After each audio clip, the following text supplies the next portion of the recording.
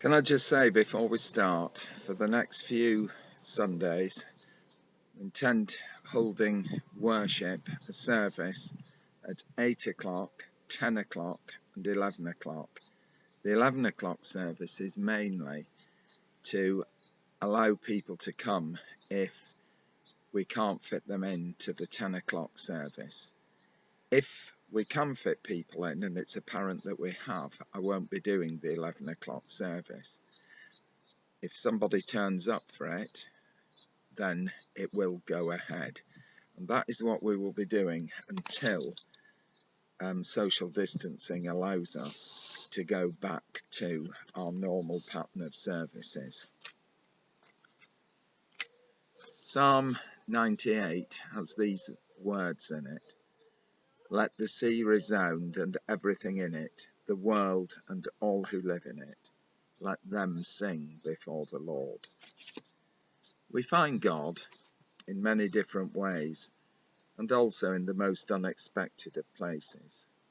Perhaps in a chance encounter, in a conversation, in stillness, or in the hustle and bustle of a town or city, in the pages of a book, in the brush strokes on canvas, in the notes of music, the wing of a butterfly, the touch of wind and rain, in the beauty of flowers, in laughter and tears, in soft candlelight, the sound of running water, the brightness of a summer sun, or in the kind words of a person, a smile or a gentle touch. In these things and in so many other ways we can find God.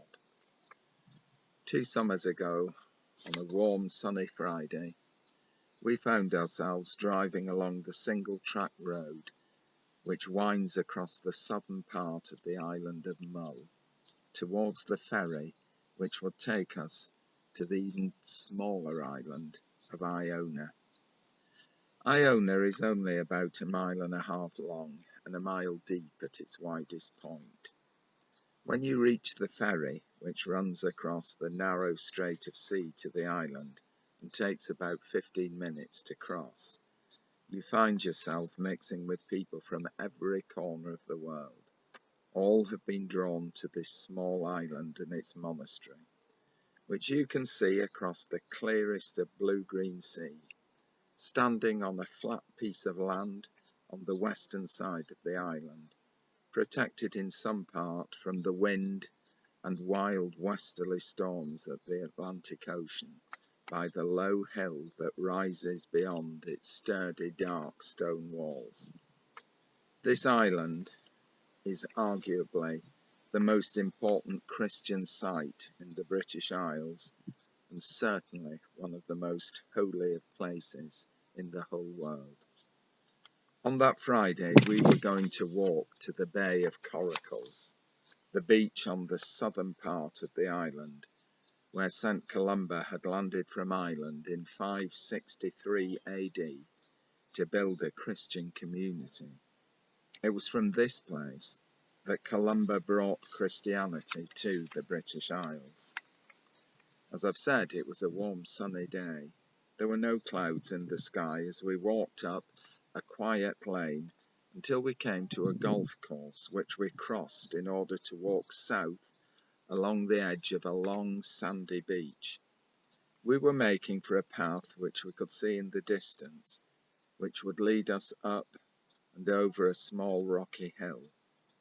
Once on the hill, we followed the path over peat and heather, spongy under our feet, past the dark waters of a small loch, and then down a steep, rocky cutting, which brought us out onto Columba's Bay. The bay is wide and split by an outcrop of rocks, and it is filled with smooth pebbles of countless different shapes and sizes, all washed and formed over millions of years by the caress of a ceaselessly restless sea. And as the waves break, they worry the pebbles, turning them, which as they roll, add a grumbling groan to the wash of the ebbs and flows of the tides.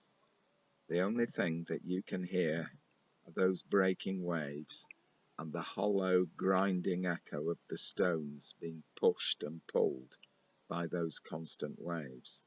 Other than that, there is no sound except one, the sound of silence. We were alone on the beach, totally alone, and we found ourselves standing some distance from one another. Suddenly, or more slowly than perhaps we thought, we became lost in our own thoughts. We stood there together, and yet completely alone, on what is sometimes called the Bay of New Beginnings. There is a tradition that once there, you search out 3 stones from the infinite variety of sizes and patterns which lie at your feet.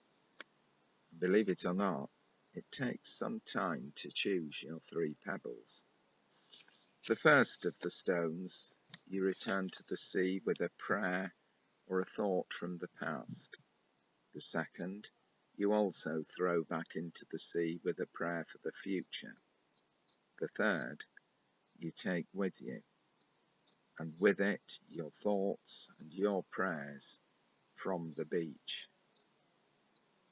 All that I can tell you about that place is that it is very special. There is in that place a sense of peace, a sense of something not tangible. What it feels like is being close to something, close to the other being, the God who breaks on us like those ever faithfully constant breaking waves, the God who surrounds us with his ever-present grace and love. I felt near to God on that beach on that day. We both did, and I felt that God had somehow touched us.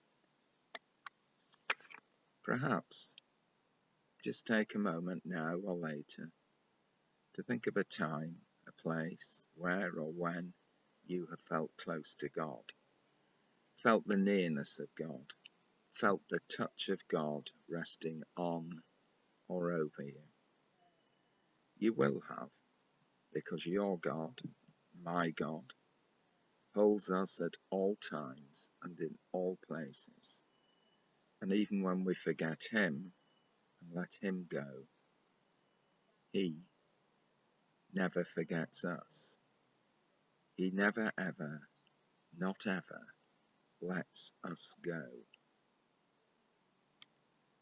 Let the sea resound and everything in it, the world and all who live in it.